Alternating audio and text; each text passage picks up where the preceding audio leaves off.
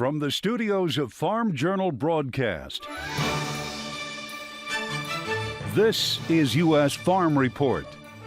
Welcome to U.S. Farm Report. I'm Tyne Morgan, and here's what's in store over the next 60 minutes. Drought spreads across the plains, scarring the winter wheat. We had some wheat that did, in severe cases, that did not germinate until January or February when there was a light snow. As winter wheat conditions nationwide are the worst on record. Tight cattle supplies are also taking cattle prices to new highs. As the planting pace picks up, we're keeping an eye on the potential for widespread frost and freeze next week. We want to watch it pretty closely because we don't have a good handle on how intense it is. A massive fire breaks out at a Texas dairy. What we know and the devastation left behind. And in John's world, pigs, acorns, and climate change.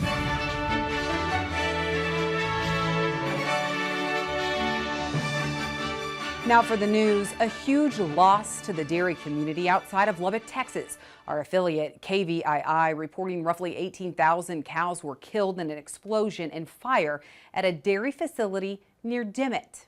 The fire started Monday night at South Fork Dairy Farm. One woman was hospitalized with critical injuries. The Castro County Sheriff says she was an employee of the farm. The sheriff says the state fire marshal's office determined a piece of machinery caused the fire. He added there is speculation the fire may have started with a honey vac, a vacuum that sucks manure and water out of the barn. He says it's possible it overheated and methane may have ignited and caused the fire to spread. Officials also say it could have spread so quickly through the insulation. It's believed the facility employed between 50 to 60 people. Castro County is the second highest milk producing county in Texas. It has 15 dairies.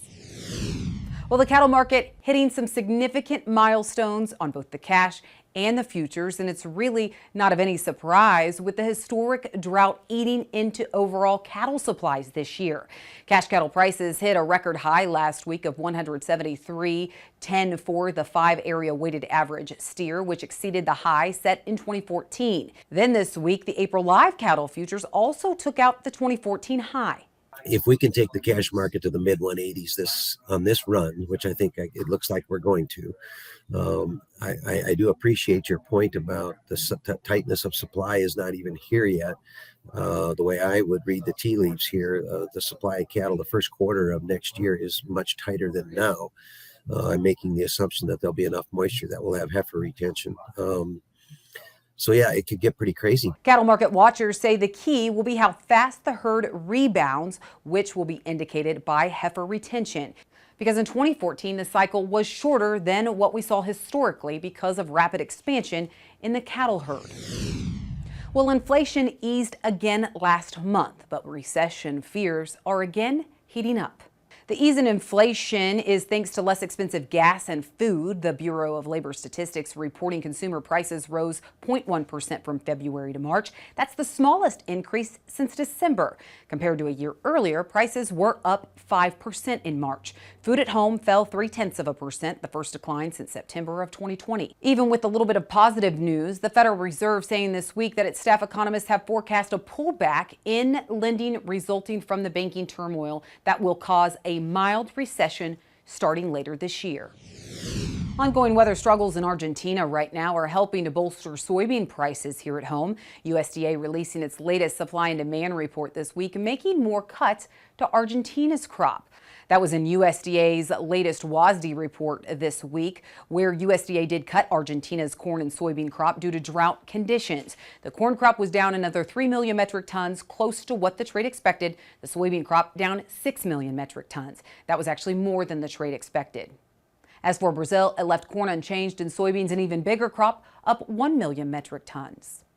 USDA also leaving U.S. ending stocks unchanged. Well, USDA says that the U.S. is now seeing record low winter wheat conditions. In the latest crop progress report USDA released Monday, they also gave a glimpse of planting, saying corn planting is now at 3%. That's 1 percentage point ahead of the 5-year average.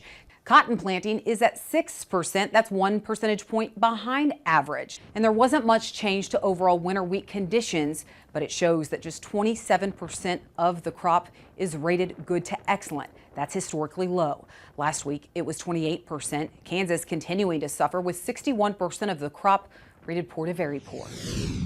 Bayer says it plans to invest more than $65 million in one of its corn seed production facilities in Ukraine. The facility is located about 2 hours southwest of Kyiv. It says the investment will strengthen its crop science business in the country and help to rebuild the economy there.